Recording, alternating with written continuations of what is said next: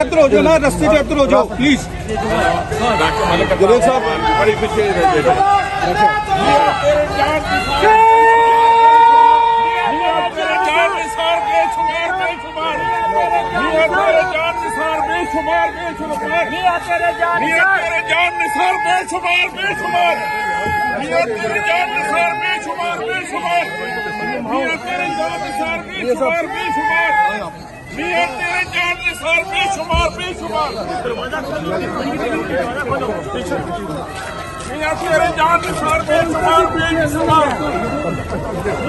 Allah Hafiz sir. Welcome welcome welcome Allah Hafiz. Welcome welcome